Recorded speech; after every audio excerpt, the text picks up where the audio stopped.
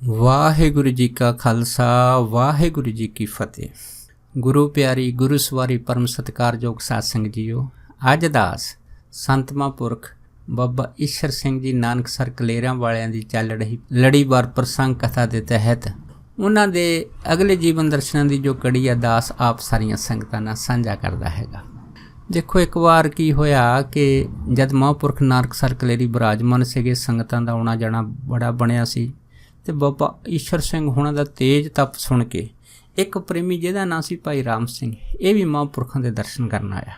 ਜਦ ਇਹ ਦਰਸ਼ਨ ਕਰਨ ਆਇਆ ਤੇ ਇਹਨੇ ਮਹਾਂਪੁਰਖਾਂ ਦੇ ਬਚਨ ਸੁਣੇ, ਮਨ ਦੇ ਸਾਰੇ ਸ਼ੰਕੇ ਦੂਰ ਹੋ ਗਏ। ਉਸ ਤੋਂ ਬਾਅਦ ਇਹਨੇ ਦੇਖਿਆ ਕਿ ਸੰਗਤਾਂ ਜਿਹੜੀਆਂ ਹਨ ਇਸ ਦਰ ਦੇ ਉੱਤੇ ਬੜੀ ਸੇਵਾ ਕਰਦੀਆਂ, ਸੋ ਉਹਨਾਂ ਨੂੰ ਦੇਖ ਕੇ ਭਾਈ ਰਾਮ ਸਿੰਘ ਦੇ ਅੰਦਰ ਵੀ ਉਤਸ਼ਾਹ ਬਣਿਆ ਤੇ ਇਹਨੇ ਵੀ ਜਿਹੜਾ ਸੀ ਗੁਰਦੁਆਰੇ ਸਾਹਿਬ ਦੇ ਅੰਦਰ ਸੰਗਤਾਂ ਦੀ ਸੇਵਾ ਕਰਨੀ ਸ਼ੁਰੂ ਕਰ ਦਿੱਤੀ। ਇਸ ਤਰ੍ਹਾਂ ਸੇਵਾ ਕਰਦੇ ਕਰਦੇ ਜਦ 3 ਕੁ ਮਹੀਨੇ ਗੁਜ਼ਰੇ ਤੇ ਇਹਦੀ ਇੱਕ ਦੁਕਾਨ ਹੁੰਦੀ ਸੀ, ਉਹ ਦੁਕਾਨ ਦੀ ਚੜ੍ਹਤ ਬਣ ਗਈ, ਉਹਦੀ ਗਾਹਕੀ ਬਣ ਗਈ। ਤੇ ਭਾਈ ਰਾਮ ਸਿੰਘ ਹੁਣਾਂ ਦੇ ਜਿਹੜੇ ਸੀਗੇ 4 ਲੜਕੇ ਸੀਗੇ। ਇੱਕ ਦਾ ਨਾਂ ਸੀ ਭਾਈ ਤਾਰਾ ਸਿੰਘ, ਦੂਸਰੇ ਦਾ ਨਾਂ ਅਮਰ ਸਿੰਘ, ਤੀਸਰੇ ਦਾ ਨਾਂ ਭਾਈ ਰਤਨ ਸਿੰਘ ਤੇ ਚੌਥੇ ਦਾ ਨਾਂ ਕਿਰਪਾਲ ਸਿੰਘ। ਇਹ 4 ਲੜਕੇ ਬੜੇ ਮਿਹਨਤੀ ਸੀ। ਇਹਨਾਂ ਨੇ ਵੀ ਦੁਕਾਨ ਦੇ ਉੱਤੇ ਕਾਫੀ ਮਿਹਨਤ ਕੀਤੀ ਤੇ ਮਿਹਨਤ ਕਰਦੇ ਕਰਦੇ ਇਹਨਾਂ ਦੀ ਦੁਕਾਨ ਜਿਹੜੀ ਸੀ ਦਿਨ ਦੂਣੀ ਤੇ ਰਾਤ ਚੌਣੀ ਤਰੱਕੀ ਕਰਨ ਲੱਗ ਪਈ। ਜਦ ਇਹਨਾਂ ਦੀ ਦੁਕਾਨ ਦੀ ਤਰੱਕੀ ਹੋਣ ਲੱਗੀ ਤੇ ਆਲੇ ਦੁਆਲੇ ਪੂਰੇ ਜਗਰਾਓਂ ਦੇ ਵਿੱਚ ਜਿਹੜੇ ਲੋਕੀ ਸੀ ਇਹਨਾਂ ਦੁਕਾਨ ਦੀ ਤਰੱਕੀ ਦੀਆਂ ਜਿਹੜੀਆਂ ਗੱਲਾਂ ਸੀਗੀਆਂ ਉਹ ਘਰ ਘਰ ਕਰਨ ਲੱਗ ਪਏ। ਜਦ ਕਰਨ ਲੱਗ ਪਏ, ਇੱਧਰੋਂ ਹੁਣ ਭਾਈ ਰਾਮ ਸਿੰਘ ਹੁਣੀ ਮਹਾਂਪੁਰਖਾਂ ਦੀ ਸੰਗਤ ਕਰਦੇ ਕਰਦੇ ਮਹਾਂਪੁਰਖਾਂ ਦੇ ਨਾਲ ਬਚਨ ਬਲਾਸ ਹੋਣ ਲੱਗ ਪਏ ਇਹਨਾਂ ਦੇ। ਜਦ ਬਚਨ ਬਲਾਸ ਹੋਣ ਲੱਗ ਪਏ ਤਾਂ ਉਸ ਤੋਂ ਬਾਅਦ ਇਹਨਾਂ ਨੇ ਮਹਾਂਪੁਰਖਾਂ ਨੂੰ ਇੱਕ ਦਿਨ ਬੇਨਤੀ ਕੀਤੀ, ਕਹਿੰਦੇ ਮਹਾਂਪੁਰਖੋ, ਜਿਹੜੇ ਸਵੇਰ ਦਾ ਅੰਮ੍ਰਿਤ ਵੇਲੇ ਦਾ ਪ੍ਰਸ਼ਾਦਾ ਜਿਸ ਦਾ ਤੁਸੀਂ ਭੋਗ ਲਵਾਉਂਦੇ ਆ, ਜੇ ਇਹਦੀ ਸੇਵਾ ਮੈਨੂੰ ਬਖਸ਼ੋ ਤਾਂ ਮੈਨੂੰ ਬੜੀ ਖੁਸ਼ੀ ਆ। ਜਦ ਇੰਨੀ ਗੱਲ ਹੋਈ ਤਾਂ ਬਾਬਾ ਈਸ਼ਰ ਸਿੰਘ ਜੀ ਕਹਿਣ ਲੱਗੇ, ਕਹਿੰਦੇ ਰਾਮ ਸਿਆਂ, ਜਿਹੜਾ ਅਸੀਂ ਗੁਰੂ ਗ੍ਰੰਥ ਸਾਹਿਬ ਜੀ ਨੂੰ ਪ੍ਰਸ਼ਾਦੇ ਦਾ ਭੋਗ ਲਾਉਂਦੇ ਆ, ਇਹ ਪ੍ਰਸ਼ਾਦਾ ਜਿਹੜਾ ਇਹ ਆਮ ਸਧਾਰਨ ਪ੍ਰਸ਼ਾਦਾ ਨਹੀਂ ਆ, ਇਹਦੀ ਇੱਕ ਮਰਜ਼ਾਦਾ ਹੈਗੀ ਆ, ਕਿਉਂਕਿ ਜਿਹੜਾ ਪ੍ਰਸ਼ਾਦਾ ਸੋਧ ਕੇ ਬਣਾਉਣਾ ਪੈਂਦਾ। ਜਦ ਇੰਨੀ ਗੱਲ ਹੋਈ ਤਾਂ ਰਾਮ ਸਿੰਘ ਕਹਿਣ ਲੱਗੇ, ਮਹਾਂਪੁਰਖੋ ਠੀਕ ਆ ਜੀ, ਜੋ ਤੁਸੀਂ ਕਹੋਗੇ ਮੈਂ ਉਸੇ ਤਰ੍ਹਾਂ ਕਰਨ ਨੂੰ ਤਿਆਰ ਹਾਂ। ਫਿਰ ਬਾਬਾ ਈਸ਼ਰ ਸਿੰਘ ਹੁਣਾਂ ਨੇ ਇਹ ਪ੍ਰਸ਼ਾਦਾ ਕਿਵੇਂ ਬਣਾਉਣਾ ਹੈਗਾ, ਇਹ ਸਾਰੀ ਜਿਹੜੀ ਸੀ ਤਰਤੀਬ ਪ੍ਰਸ਼ਾਦਾ ਬਣਾਉਣ ਦੀ ਭਾਈ ਰਾਮ ਸਿੰਘ ਨੂੰ ਦੱਸੀ। ਤਾਂ ਭਾਈ ਰਾਮ ਸਿੰਘ ਹੁਣਾਂ ਨੇ 7 ਵਜਨ ਆਖਿਆ, ਔਰ ਜਿਸ ਤਰਤੀਬ ਮਰਜ਼ਾਦਾ ਨਾਲ ਬਾਬਾ ਈਸ਼ਰ ਸਿੰਘ ਹੁਣਾਂ ਨੇ ਭਾਈ ਰਾਮ ਸਿੰਘ ਹੁਣਾਂ ਨੂੰ ਪ੍ਰਸ਼ਾਦਾ ਬਣਾਉਣ ਵਾਸਤੇ ਕਿਹਾ ਸੀ, ਇਸੇ ਤਰ੍ਹਾਂ ਭਾਈ ਰਾਮ ਸਿੰਘ ਹੁਣੀ ਜਿਹੜੇ ਸੀ ਉਹ ਪ੍ਰਸ਼ਾਦਾ ਬਣਾ ਕੇ ਨਾਨਕਸਰ ਲਾਏ। ਇਸ ਤਰ੍ਹਾਂ ਇਹ ਜਿਹੜੀ ਪ੍ਰਸ਼ਾਦੇ ਦੀ ਸੇਵਾ ਅੰਮ੍ਰਿਤ ਵੇਲੇ ਦੇ ਭੋਗ ਦੀ ਸੀ, ਇਹ ਭਾਈ ਰਾਮ ਸਿੰਘ ਦੇ ਘਰੋਂ ਆਉਣ ਲੱਗ ਪਈ। ਜਦ ਘਰੋਂ ਆਉਣ ਲੱਗ ਪਈ ਤਾਂ ਇਸ ਤਰ੍ਹਾਂ ਜਿਹੜਾ ਸੀਗਾ ਇੱਧਰ ਪਾਸੇ ਸੇਵਾ ਵੀ ਸ਼ੁਰੂ ਹੋ ਗਈ ਤੇ ਦੂਸਰੇ ਪਾਸੇ ਦੁਕਾਨ ਦੀ ਜਿਹੜੀ ਚੜ੍ਹਦੀ ਕਲਾ ਉਹ ਵੀ ਹੋਣੀ ਸ਼ੁਰੂ ਹੋ ਗਈ। ਤੇ ਇਹਨਾਂ ਦੀ ਜਿਹੜੀ ਦੁਕਾਨ ਸੀ ਉਹਨਾਂ ਟਾਈਮਾਂ ਦੇ ਵਿੱਚ ਜਗਰਾਓਂ ਦੇ ਵਿੱਚ ਪਹਿਲੇ ਨੰਬਰ ਦੇ ਉੱਤੇ ਇਹਦਾ ਬੋਲਬਾਲਾ ਹੋਇਆ। ਜਦ ਬੋਲਬਾਲਾ ਹੋਇਆ, ਇੱਕ ਪਾਸੇ ਆਰਾ ਚੱਲਦਾ, ਦੂਸਰੇ ਪਾਸੇ ਸਾਰੀਆਂ ਤਰ੍ਹਾਂ ਦੀਆਂ ਲੱਕੜਾਂ, ਤੇ ਇਸ ਲੱਕੜਾਂ ਦੀ ਮੰਗ ਦੀ ਜਿਹੜੀ ਬਣਾਈ ਸੀਗੀ ਉਹ ਆਲੇ ਦੁਆਲੇ ਜਿੰਨੇ ਵੀ ਜਿਹੜੇ ਗਾਹਕ ਸੀਗੇ ਉਹਨਾਂ ਦੀ ਬਹੁਤ ਵੱਧ ਗਈ ਸੀ। ਸੋ ਇਸ ਤਰ੍ਹਾਂ ਇਹਨਾਂ ਦਾ ਜਿਹੜੀ ਆਰਥਿਕ ਤਰੱਕੀ ਨੂੰ ਦੇਖ ਕੇ, ਜਿਵੇਂ ਅਸੀਂ ਜਾਣਦੇ ਹਾਂ ਸਾਰੀਆਂ ਸੰਗਤਾਂ ਕਿ ਕਲਯੁਗ ਜਿਹੜਾ ਮਹਾਂਪੁਰਖਾਂ ਦੇ ਸੇਵਕਾਂ ਦੇ ਰਸਤੇ ਵਿੱਚ ਰੁਕਾਵਟ ਪਾਉਂਦਾ, ਤਾਂ ਜੋ ਉਹ ਜਿਹੜਾ ਇਹ ਸੱਚ ਤੇ ਭਜਨ ਦਾ ਰਸਤਾ ਛੱਡ ਕੇ ਦੂਜੇ ਪਾਸੇ ਤੁਰ ਪੈਣ। ਇਸੇ ਤਰ੍ਹਾਂ ਭਾਈ ਰਾਮ ਸਿੰਘ ਦੇ ਨਾਲ ਬੀਤੀ। ਉਹ ਇਸ ਤਰ੍ਹਾਂ ਹੋਇਆ ਕਿ ਇੱਕ ਕੋਈ ਆਦਮੀ ਸੀਗਾ, ਉਹਨੇ ਰਾਤ ਨੂੰ ਸਿਗਰਟ ਪੀਤੀ ਤੇ ਜਿੱਥੇ ਤੇਲ ਦਾ ਇਹਨਾਂ ਦਾ ਡਰਮ ਪਿਆ ਸੀਗਾ ਉਹਦੇ ਉੱਤੇ ਆਪਣੀ ਜਿਹੜੀ ਸੀਗੀ ਤੀਲੀ ਸਿੱਟ ਦਿੱਤੀ। ਉਹ ਤੀਲੀ ਐਸੀ ਸਿੱਟੀ ਕਿ ਉਹ ਅੱਗ ਜਿਹੜੀ ਸੀ ਉਹ ਤੇਲ ਨੂੰ ਪੈ ਗਈ, ਤੇਲ ਦੇ ਨਾਲ ਆਲੇ ਦੁਆਲੇ ਜਿਹੜਾ ਬੂਰਾ ਸੀਗਾ ਉਹ ਬੂਰੇ ਨੂੰ ਪੈ ਗਈ, ਉਹ ਤੋਂ ਹੁੰਦੀ ਹੋਈ ਸਾਰੀਆਂ ਲੱਕੜਾਂ ਨੂੰ ਪੈ ਗਈ। ਇਸ ਤਰ੍ਹਾਂ ਅੱਗ ਦਾ ਭਾਂਪੜ ਮੱਚ ਗਿਆ। ਜਦ ਭਾਂਪੜ ਮੱਚ ਗਿਆ ਤੇ ਇਹ ਅੱਗ ਜਿਹੜੀ ਸੀ ਦੂਰੋਂ ਲਪਟਾਂ ਇਹਦੀਆਂ ਦਿਖਾਈ ਦੇਣ ਲੱਗ ਪਈਆਂ। ਉਸੇ ਟਾਈਮ ਲੁਧਿਆਣੇ ਤੋਂ ਫਾਇਰ ਬ੍ਰਿਗੇਡ ਮੰਗਾਏ ਤੇ ਪੂਰੀ ਅੱਗ ਦੇ ਉੱਤੇ ਜਿਹੜਾ ਸੀਗਾ ਫਾਇਰ ਬ੍ਰਿਗੇਡਾਂ ਨੇ ਬੜੀ ਮਿਹਨਤ ਕੀਤੀ, ਪਰ ਤਦ ਤੱਕ ਅੱਗ ਨੇ ਪੂਰੀ ਦੁਕਾਨ ਨੂੰ ਆਪਣੀ ਲਪੇਟ 'ਚ ਲੈ ਲਿਆ ਤੇ ਜਿਸ ਕਰਕੇ ਇਸ ਦੁਕਾਨ ਦੇ ਅੰਦਰ ਜਿੰਨੀਆਂ ਵੀ ਜਿਹੜੀਆਂ ਲੱਕੜਾਂ ਬੜੀਆਂ ਕੀਮਤੀ ਰੱਖੀਆਂ ਸਾਰੀਆਂ ਸੜ ਕੇ ਸੁਆਹ ਹੋ ਗਈ। ਜਦ ਸੁਆਹ ਹੋ ਗਏ, ਬਸ ਫੇਰ ਕੀ ਸੀਗਾ, ਇਹਦੀਆਂ ਖਬਰਾਂ ਜਿਹੜੀਆਂ ਸੀ ਅਖਬਾਰਾਂ ਤੇ ਰੇਡੀਓ ਵਿੱਚ ਵੀ ਉਹਨਾਂ ਦੇ ਸਮਿਆਂ ਦੇ ਵਿੱਚ ਆ ਗਈਆਂ। ਜਦ ਆ ਗਈਆਂ ਤੇ ਹੁਣ ਭਾਈ ਰਾਮ ਸਿੰਘ ਜਿਹੜੇ ਸੀਗੇ ਉਹਨਾਂ ਨੇ ਆਪਣਾ ਜਿਹੜਾ ਸੀਗਾ ਉਹ ਸਿੱਧਕ ਨਹੀਂ ਛੱਡਿਆ, ਕਿਉਂਕਿ ਇਸ ਤਰ੍ਹਾਂ ਅੱਗ ਬੁਝਾਉਂਦੇ ਸਵੇਰ ਦਾ ਵੇਲਾ ਹੋ ਗਿਆ। ਜਦ ਸਵੇਰ ਦਾ ਵੇਲਾ ਹੋ ਗਿਆ, ਉੱਧਰੋਂ ਭਾਈ ਰਾਮ ਸਿੰਘ ਦੇ ਮਨ 'ਚ ਖਿਆਲ ਆਇਆ ਕਿ ਮਹਾਂਪੁਰਖਾਂ ਵਾਸਤੇ ਪ੍ਰਸ਼ਾਦਾ ਤਿਆਰ ਕਰਨਾ ਤੇ ਉਹਨਾਂ ਨੇ ਭੋਗ ਲਵਾਉਣਾ ਹੈਗਾ। ਇਸ ਕਰ ਭਾਈ ਰਾਮ ਸਿੰਘ ਹੁਣਾਂ ਘਰਦਿਆਂ ਨੇ ਕਿਹਾ ਵੀ ਇੱਦਾਂ ਕਰੋ, ਤੁਸੀਂ ਭੋਗ ਵਾਲਾ ਜਿਹੜਾ ਅੰਮ੍ਰਿਤ ਵੇਲੇ ਦਾ ਪ੍ਰਸ਼ਾਦਾ ਉਹ ਤਿਆਰ ਕਰੋ। ਘਰਦਿਆਂ ਨੇ 7 ਵਜੇ ਆਖਿਆ। ਪ੍ਰਸ਼ਾਦਾ ਉਸੇ ਵਿਧੀ ਮਰਜ਼ਾਦਾ ਤੇ ਪ੍ਰੇਮ ਨਾਲ ਤਿਆਰ ਕੀਤਾ ਗਿਆ। ਭਾਈ ਰਾਮ ਸਿੰਘ ਜਿਹੜੇ ਸੀਗੇ ਪ੍ਰਸ਼ਾਦਾ ਲੈ ਕੇ ਨਾਨਕਸਰ ਕਲੇਰੀ ਪਹੁੰਚੇ। ਜਦ ਉੱਥੇ ਪਹੁੰਚੇ ਤਾਂ ਉੱਥੇ ਜਾ ਕੇ ਮਹਾਂਪੁਰਖਾਂ ਦੇ ਕਮਰੇ ਦੇ ਅੱਗੇ ਸਤਨਾਮ ਦਾ ਵਾਜਾ ਦਿੱਤਾ ਤੇ ਮਹਾਂਪੁਰਖਾਂ ਨੇ ਬਾਬਾ ਸਾਧੂ ਸਿੰਘ ਹੁਣਾਂ ਨੂੰ ਆਵਾਜ਼ ਮਾਰੀ ਕਿ ਜਾ ਕੇ ਦੇਖੋ ਕੌਣ ਆਇਆ ਹੈਗਾ। ਤੇ ਜਦੋਂ ਬਾਬਾ ਸਾਧੂ ਸਿੰਘ ਹੁਣਾਂ ਨੇ ਦਰਵਾਜ਼ਾ ਖੋਲ੍ਹਿਆ, ਕੀ ਦੇਖਿਆ, ਭਾਈ ਰਾਮ ਸਿੰਘ ਹੁਣੀ ਪ੍ਰਸ਼ਾਦਾ ਲੈ ਕੇ ਖੜ੍ਹੇ ਆ। ਬਾਬਾ ਜੀ ਕਹਿਣ ਲੱਗੇ ਨੇ ਠੀਕ, ਇਹਨੂੰ ਅੰਦਰ ਭੇਜ ਦਿਓ। ਜਦੋਂ ਭਾਈ ਰਾਮ ਸਿੰਘ ਅੰਦਰ ਗਏ ਤੇ ਮਹਾਂਪੁਰਖਾਂ ਦੇ ਅੱਗੇ ਪ੍ਰਸ਼ਾਦਾ ਰੱਖ ਕੇ ਮੱਥਾ ਟੇਕਿਆ ਤੇ ਬਾਬਾ ਜੀ ਭਾਈ ਰਾਮ ਸਿੰਘ ਨੂੰ ਕਹਿਣ ਲੱਗੇ, ਕਹਿੰਦੇ ਰਾਮ ਸਿਆਂ ਵੀ ਰਾਤ ਕੀ ਭਾਣਾ ਵਰਤ ਗਿਆ। ਜਦ ਇੰਨੀ ਗੱਲ ਹੋਈ ਤਾਂ ਭਾਈ ਰਾਮ ਸਿੰਘ ਹੁਣੀ ਕਹਿਣ ਲੱਗੇ, ਕਹਿੰਦੇ ਮਹਾਂਪੁਰਖੋ ਜਿਵੇਂ ਤੁਸੀਂ ਵਰਤਾਇਆ ਉਸ ਤਰ੍ਹਾਂ ਵਰਤ ਗਿਆ ਹੈਗਾ। ਜਦ ਇੰਨੀ ਗੱਲ ਹੋਈ ਤਾਂ ਬਾਬਾ ਈਸ਼ਰ ਸਿੰਘ ਜਿਹੜੇ ਸੀ ਕੁਛ ਟਾਈਮ ਵਾਸਤੇ ਚੁੱਪ ਕਰ ਗਏ। ਚੁੱਪ ਕਰਕੇ ਬਾਬਾ ਈਸ਼ਰ ਸਿੰਘ ਜੀ ਕਹਿਣ ਲੱਗੇ, ਕਹਿੰਦੇ ਰਾਮ ਸਿਆਂ ਦਰਅਸਲ ਗੱਲ ਇਹ ਹੈਗਾ ਕਿ ਕਲਯੁਗ ਜਿਹੜਾ ਹੈ ਨਾ ਇਹ ਆਪਣਾ ਸੁਭਾਅ ਨਹੀਂ ਛੱਡਦਾ ਹੈਗਾ। ਖੈਰ ਕਹਿੰਦੇ ਕੋਈ ਗੱਲ ਨਹੀਂ। ਇਸ ਤਰ੍ਹਾਂ ਕਹਿ ਕੇ ਬਾਬਾ ਈਸ਼ਰ ਸਿੰਘ ਹੁਣਾਂ ਨੇ ਇੱਕ ਸ਼ਬਦ ਜਿਹੜਾ ਸੀਗਾ ਪੜ੍ਹਿਆ ਕਿ ਜਗਤ ਜਲੰਦਾ ਰੱਖ ਲੈ ਆਪਣੀ ਕਿਰਪਾ ਧਾਰ। ਉਸ ਤੋਂ ਬਾਅਦ ਬਾਬਾ ਈਸ਼ਰ ਸਿੰਘ ਹੁਣਾਂ ਨੇ ਭਾਈ ਰਾਮ ਸਿੰਘ ਹੁਣਾਂ ਨੂੰ ਹੌਸਲਾ ਦਿੱਤਾ। ਹੌਸਲਾ ਦੇ ਕੇ ਕਹਿਣ ਲੱਗੇ ਕੋਈ ਗੱਲ ਨਹੀਂ, ਹਿੰਮਤ ਨਹੀਂ ਛੱਡਣੀ, ਗੁਰੂ ਨਾਨਕ ਸਾਹਿਬ ਭਲੀ ਕਰਨਗੇ। ਉਸ ਤੋਂ ਬਾਅਦ ਫਿਰ ਜਦੋਂ ਭਾਈ ਰਾਮ ਸਿੰਘ ਘਰ ਗਏ, ਇਹਨਾਂ ਨੇ ਦਿਨ ਚੜ੍ਹਨ ਤੋਂ ਬਾਅਦ ਸਾਰਾ ਜਿਹੜਾ ਆਰਾ ਸੜ ਕੇ ਸੁਆਹ ਹੋ ਗਿਆ ਸੀ ਉਹਦੀ ਸੁਆਹ ਇੱਕ ਜਗ੍ਹਾ ਇਕੱਠੀ ਕੀਤੀ ਤੇ ਸਭ ਆਰੇ ਦੀ ਸਫਾਈ ਕਰ ਦਿੱਤੀ।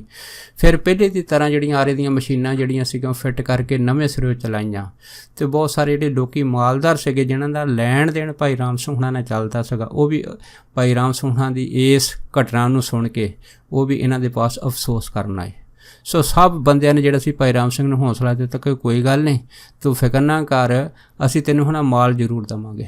ਉਸ ਤੋਂ ਬਾਅਦ ਦੇਖੋ ਜਿਹੜੇ ਸੱਜਣ ਸੀਗੇ ਉਹਨਾਂ ਨੇ ਭਾਈ ਰਾਮ ਸਿੰਘ ਹੁਣਾਂ ਦੀ ਭਾਵੇਂ ਇਹ ਸਾਰੀ ਦੁਰਦਸ਼ਾ ਦੇਖ ਕੇ ਫਿਰ ਵੀ ਆਪਣਾ ਜਿਹੜਾ ਸੀਗਾ ਉਹ ਸੱਜਣਤਾਈ ਨਿਭਾਈ। ਸਭ ਨੇ ਜਿਹੜਾ ਭਾਈ ਰਾਮ ਸਿੰਘ ਹੁਣਾਂ ਨੂੰ ਮਾਲ ਦਿੱਤਾ। ਜਦ ਲੱਕੜ ਦਾ ਸਾਰਾ ਮਾਲ ਜਿਹੜਾ ਦੁਬਾਰਾ ਆ ਗਿਆ, ਫਿਰ ਜਿਹੜੇ ਸਿਆਰੇ ਚੱਲੇ, ਮੁੜ ਕੇ ਫਿਰ ਹਨ ਭਾਈ ਰਾਮ ਸਿੰਘ ਹੁਣਾਂ ਦੀ ਚੜ੍ਹਾਈ ਹੋ ਗਈ। ਜਦ ਭਾਈ ਰਾਮ ਸਿੰਘ ਹੁਣਾਂ ਦੀ ਚੜ੍ਹਾਈ ਹੋਈ, ਇਸ ਚੜ੍ਹਾਈ ਦੇ ਨਾਲ ਭਾਈ ਰਾਮ ਸਿੰਘ ਹੁਣਾਂ ਦਾ ਜਿੰਨਾ ਨੁਕਸਾਨ ਹੋਇਆ ਸੀਗਾ ਸਾਰਾ ਜਿਹੜਾ ਸੀਗਾ ਮਹਾਂਪੁਰਖਾਂ ਦੀ ਕਿਰਪਾ ਦੇ ਨਾਲ ਪੂਰਾ ਹੋ ਗਿਆ। ਜਦ ਪੂਰਾ ਹੋ ਗਿਆ ਉਸ ਤੋਂ ਬਾਅਦ ਫਿਰ ਭਾਈ ਰਾਮ ਸਿੰਘ ਹੁਣਾਂ ਨੇ ਮਹਾਂਪੁਰਖਾਂ ਦੇ ਅੱਗੇ ਬੇਨਤੀ ਕੀਤੀ ਕਿ ਸਾਡੀ ਇੱਕ ਮਨ ਦੀ ਇੱਛਾ ਸੀਗੀ ਕਿ ਅਸੀਂ ਨਵੀਂ ਘਰ ਲਈਏ ਤੇ ਆਪ ਦੀ ਸੇਵਾ 'ਚ ਪੇਸ਼ ਕਰੀਏ। ਉਸ ਤੋਂ ਬਾਅਦ ਫਿਰ ਭਾਈ ਰਾਮ ਸਿੰਘ ਹੁਣਾਂ ਨੇ ਨਵੀਂ ਘਰ ਲਈ ਸੀ ਤਾਂ ਬਾਬਾ ਈਸ਼ਰ ਸਿੰਘ ਹੁਣਾਂ ਦੇ ਚਰਨਾਂ ਦੇ ਵਿੱਚ ਉਹ ਘਰ ਸੇਵਾ ਵਾਸਤੇ ਭੇਟਾ ਕੀਤੀ। ਜਦ ਉਹ ਕਾਰ ਜਿਹੜੀ ਸੀ ਸੇਵਾ ਵਾਸਤੇ ਭੇਟ ਕੀਤੀ ਤੇ ਬਾਬਾ ਜੀ ਕਹਿਣ ਲੱਗੇ ਕਿ ਕੋਈ ਗੱਲ ਨਹੀਂ, ਇਸ ਕਾਰ ਨੂੰ ਤੁਸੀਂ ਘਰ ਰੱਖ ਲਓ, ਜਦੋਂ ਕਿਤੇ ਲੋੜ ਹੋਈ ਅਸੀਂ ਜ਼ਰੂਰ ਵਰਤ ਲਵਾਂਗੇ। ਉਸ ਟਾਈਮ 'ਤੇ ਭਾਈ ਰਤਨ ਸਿੰਘ ਜਿਹੜੇ ਸੀਗੇ ਇਹ ਡਰਾਈਵਰ ਉਸ ਕਾਰ ਦੇ ਰੱਖੇ ਸੀ। ਉਸ ਤੋਂ ਬਾਅਦ ਫਿਰ ਮਹਾਂਪੁਰਖਾਂ ਨੇ ਭਾਈ ਰਾਮ ਸਿੰਘ ਨੂੰ ਆਖਿਆ ਕਿ ਇਸ ਤਰ੍ਹਾਂ ਕਰੋ, ਕੰਮ ਤਾਂ ਤੁਹਾਡਾ ਗੁਰੂ ਨਾਨਕ ਸਾਹਿਬ ਨੇ ਦੁਆਰਾ ਚੜ੍ਹਦੀ ਕਲਾ 'ਚ ਕਰ ਦਿੱਤਾ ਤੇ ਇਹਦੇ ਨਾਲ ਹੈ ਨਾ ਤੁਸੀਂ ਇੱਕ ਸੁਖਮਨੀ ਸਾਹਿਬ ਦਾ ਪਾਠ ਉਸ ਆਰੇ ਦੇ ਉੱਪਰ ਹੀ ਇੱਕ ਕਮਰਾ ਬਣਾ ਕੇ ਉੱਥੇ ਆਰੰਭ ਕਰ ਦਿਓ ਤਾਂ ਜੋ ਕਲਯੁਗ ਦਾ ਹੈ ਨਾ ਜ਼ੋਰ ਨਾ ਪਵੇ, ਕਿਉਂਕਿ ਜਿਹੜਾ ਕਲਯੁਗ ਹੈਗਾ ਸੁਖਮਨੀ ਸਾਹਿਬ ਦੇ ਪਾਠ ਤੋਂ ਬੜਾ ਡਰਦਾ ਹੈਗਾ। ਫਿਰ ਭਾਈ ਰਾਮ ਸਿੰਘ ਨੇ 7 ਵਜੇ ਆਖਿਆ ਸੀਗਾ। ਇਸ ਤਰ੍ਹਾਂ 2-2 ਘੰਟੇ ਦੀ ਰੌਲ ਵਾਸਤੇ ਜਿਹੜੇ ਪਾਠੀ ਸਿੰਘ ਸੀ ਨਿਯੁਕਤ ਕਰ ਦਿੱਤੇ। ਸਵੇਰ ਤੋਂ ਜਦੋਂ ਆਰਾ ਚੱਲਣਾ ਤੇ ਆਰੇ ਬੰਦ ਤੱਕ ਇਹ 2-2 ਘੰਟੇ ਦੀਆਂ ਜਿਹੜੀਆਂ ਸਾਰੀਆਂ ਰੌਲਾਂ ਸੁਖਮਨੀ ਸਾਹਿਬ ਦੀਆਂ ਸੀਗੀਆਂ ਇਹ ਸਾਰੇ ਪਾਠੀ ਸਿੰਘ ਕਰਦੇ ਗਏ।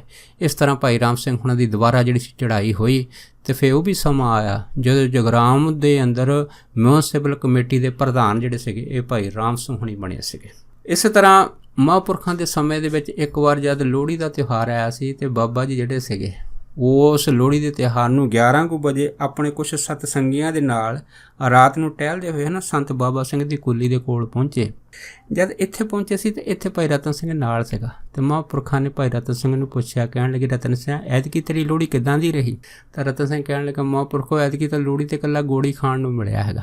ਜੇ ਯਾਰ ਇੰਨੀ ਗੱਲ ਹੋਈ ਤੇ ਬਾਬਾ ਜੀ ਕਹਿਣ ਲੱਗੇ, ਕਹਿੰਦੇ ਅੱਛਾ, ਕਹਿੰਦੇ ਇਹ ਦੱਸ ਵੀ ਗੁੜ ਤਾਂ ਜਿਹੜਾ ਹੈਗਾ ਇਹ ਤਾਂ ਜੱਟਾਂ ਦੀ ਲੋਹੜੀ ਹੁੰਦੀ ਆ, ਤੂੰ ਹੋਰ ਕੀ ਚਾਹੁੰਦਾ ਹੈਗਾ? ਤੇ ਫਿਰ ਭਾਈ ਰਤਨ ਸਿੰਘ ਕਹਿਣ ਲੱਗਾ, ਕਹਿੰਦਾ ਮਹਾਂਪੁਰਖੋ ਅਗਰ ਗੁੜ ਦੇ ਨਾਲ ਰੇਵੜੀਆਂ ਤੇ ਗੱਚਕ ਹੁੰਦੀ ਹੈ ਨਾ ਤੇ ਫਿਰ ਲੋਹੜੀ ਦਾ ਹੋਰ ਵੀ ਬੜਾ ਵਧੀਆ ਪ੍ਰੋਗਰਾਮ ਜਿਹੜਾ ਸੀਗਾ ਉਹ ਵਧੀਆ ਬਣਨਾ ਸੀ।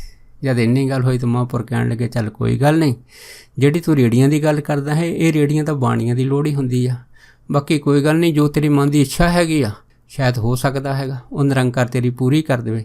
ਇਸ ਤਰ੍ਹਾਂ ਅੱਗੇ ਗਏ ਤਾਂ ਕੀ ਦੇਖਿਆ, ਇੱਕ ਮਾਈ ਸੀਗੀ ਉਹਨੇ ਹੈ ਨਾ ਸਿਰ ਦੇ ਉੱਤੇ ਇੱਕ ਪੋਟਲੀ ਬੰਨੀ ਤੇ ਉਹ ਮਹਾਂਪੁਰਖਾਂ ਦੇ ਪਾਸ ਆਈ ਤੇ ਉਹਨੇ ਬਾਬਾ ਈਸ਼ਰ ਸਿੰਘ ਦੇ ਚਰਨਾਂ ਦੇ ਵਿੱਚ ਉਹ ਕੱਪੜੇ 'ਚ ਬੰਨੀ ਪੋਟਲੀ ਰੱਖ ਕੇ ਮੱਥਾ ਟੇਕਦਾ। ਜਦ ਮੱਥਾ ਟੇਕਿਆ ਤਾਂ ਬਾਬਾ ਈਸ਼ਰ ਸਿੰਘ ਜੀ ਨਾਲ ਦੇ ਪ੍ਰੇਮੀ ਨੂੰ ਕਹਿੰਦੇ ਭਈ ਇਹ ਪੋਟਲੀ ਖੋਲ੍ਹੋ ਤੇ ਦੇਖੋ ਇਹਦੇ ਵਿੱਚ ਕੀ ਆ। ਜਦ ਉਹ ਪੋਟਲੀ ਖੋਲ੍ਹੀ ਸੀ ਤੇ ਉਸ ਪੋਟਲੀ ਦੇ ਵਿੱਚੋਂ 21 ਰੁਪਏ ਚਾਂਦੀ ਦੇ ਨਿਕਲੇ ਤੇ ਨਾਲ 5 ਕਿਲੋ ਰੇਵੜੀਆਂ ਤੇ 3-4 ਕਿਲੋ ਗੱਚਕ। ਜਦ ਸਾਰਿਆਂ ਨੇ ਦੇਖੀ ਤਾਂ ਭਾਈ ਰਤਨ ਸਿੰਘ ਜਿਨ੍ਹਾਂ ਦੇ ਮਨ ਦੀ ਇੱਛਾ ਸੀਗੀ ਕਿ ਗੁੜ ਦੇ ਨਾਲ ਰੇਵੜੀਆਂ ਵੀ ਚਾਹੀਦੀਆਂ ਗੱਚਕ ਵੀ ਚਾਹੀਦੀ, ਉਹਦੀ ਮਨ ਦੀ ਮੁਰਾਦ ਜਦ ਪੂਰੀ ਹੁੰਦੀ ਦੇਖੀ ਉਹ ਹੈਰਾਨ ਰਹਿ ਗਏ। ਤੇ ਬਾਬਾ ਜੀ ਕਹਿਣ ਲੱਗੇ, ਕਹਿੰਦੇ ਲੈ ਬਈ ਰਤਨ ਸਿੰਘ ਇੱਦਾਂ ਕਰ, ਆਹ ਜਿਹੜੀਆਂ ਰੇਵੜੀਆਂ ਤੇ ਆਹ ਬਾਕੀ ਜਿਹੜੀ ਗੱਚਕ ਹੈਗੀ ਆ ਇਹ ਸਾਰੀ ਸੰਗਤਾਂ 'ਚ ਵੰਡ ਦੇ ਤੇ ਆ ਜਿਹੜੇ 21 ਰੁਪਏ ਚਾਂਦੀ ਦੇ ਮਾਈ ਨੂੰ ਵਾਪਸ ਮੋੜ ਦੇ। ਇਸ ਤਰ੍ਹਾਂ ਭਾਈ ਰਤਨ ਸਿੰਘ ਨੇ ਕੀਤੀ ਸੀ। ਉਹ ਰੇਵੜੀਆਂ ਦੇ ਗੱਚਕ ਜਿਹੜੀ ਸਾਰੀ ਸੰਗਤ 'ਚ ਵੰਡ ਦਿੱਤੀ ਤੇ 21 ਰੁਪਏ ਉਹ ਮਾਈ ਨੂੰ ਮੋੜ ਦਿੱਤੇ। ਪਰ ਅੰਦਰੋਂ ਭਾਈ ਰਤਨ ਸਿੰਘ ਪ੍ਰਸੰਨ ਹੋਏ ਕਿ ਮਹਾਂਪੁਰਖਾਂ ਨੇ ਕਿਵੇਂ ਸਾਡੇ ਮਨ ਦੀ ਜਿਹੜੀ ਮੁਰਾਦ ਸੀ ਇਸ ਲੋਹੜੀ ਦੇ ਉੱਤੇ ਉਹ ਪੂਰੀ ਕਰ ਦਿੱਤੀ। ਪਰ ਉਸ ਤੋਂ ਬਾਅਦ ਫਿਰ ਬਾਬਾ ਈਸ਼ਰ ਸਿੰਘ ਜੀ ਕਹਿਣ ਲੱਗੇ, ਕਹਿੰਦੇ ਰਤਨ ਸਿੰਘ, ਲੋਹੜੀ ਤਾਂ ਵੈਸੇ ਇਸ ਤਰ੍ਹਾਂ ਮੰਨੀਏ ਤਾਂ ਬਹੁਤ ਵਧੀਆ ਲੱਗਦਾ ਹੈਗਾ, ਪਰ ਅੱਜ ਕੱਲ੍ਹ ਅਸੀਂ ਦੇਖਦੇ ਹਾਂ ਕਿ ਜਿਹੜੇ ਜ਼ਿਮੀਂਦਾਰ ਹੈ ਗੁੜ ਦੇ ਨਾਲ ਸ਼ਰਾਬ ਦੀ ਵਰਤੋਂ ਵੀ ਕਰਨ ਲੱਗ ਪਏ ਆ। ਹਾਂ, ਗੁੜ ਤਾਂ ਚੰਗੀ ਗੱਲ, ਪਰ ਅਸੀਂ ਸ਼ਰਾਬ ਦੇ ਹੱਕ ਵਿੱਚ ਨਹੀਂ ਆ। ਇਹ ਕੰਮ ਜਿਹੜਾ ਹੈਗਾ ਇਹਨਾਂ ਪਵਿੱਤਰ ਤਿਉਹਾਰਾਂ 'ਤੇ ਨਹੀਂ ਹੋਣਾ ਚਾਹੀਦਾ।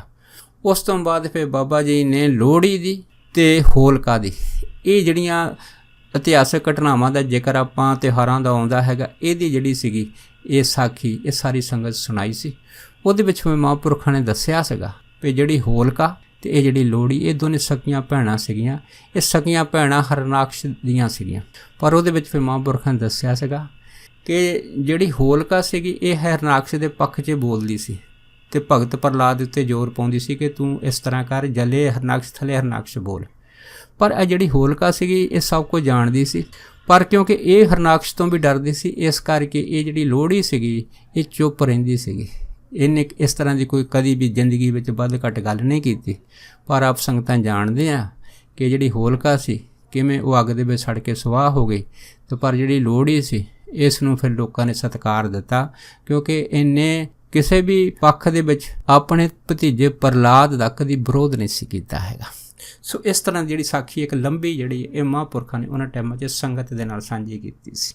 ਇਸੇ ਤਰ੍ਹਾਂ ਇਸ ਤੋਂ ਬਾਅਦ ਜਦੋਂ ਵਿਸਾਖੀ ਦਾ ਪ੍ਰੋਗਰਾਮ ਆਇਆ ਸੀ ਅਤੇ ਬਹੁਤ ਸਾਰੀ ਸੰਗਤ ਜਿਹੜੀ ਸੀ ਨਾਨਕਸਰ ਕਲੇਰੀ ਪਹੁੰਚੀ ਸੀ। ਸਾਰੀ ਸੰਗਤ ਨੇ ਫਿਰ ਬਾਬਾ ਈਸ਼ਰ ਸਿੰਘ ਨੂੰ ਆਖਿਆ ਕਿ ਮਹਾਂਪੁਰਖ ਐਤਕੀ ਵਿਸਾਖੀ ਆ ਅਤੇ ਜਿਸ ਜਗ੍ਹਾ ਵੀ ਤੁਸੀਂ ਵਿਸਾਖੀ ਦੇ ਜਾਣਾ ਸਾਨੂੰ ਨਾਲ ਲੈ ਕੇ ਜ਼ਰੂਰ ਜਾਣਾ। ਅਤੇ ਮਹਾਂਪੁਰਖ ਕਹਿਣ ਲੱਗੇ ਕੋਈ ਗੱਲ ਨਹੀਂ, ਜਿਸ ਜਗ੍ਹਾ ਵੀ ਜਾਵਾਂਗੇ ਤੁਸੀਂ ਸਾਰੇ ਤਿਆਰ ਹੋ ਜਾਓ।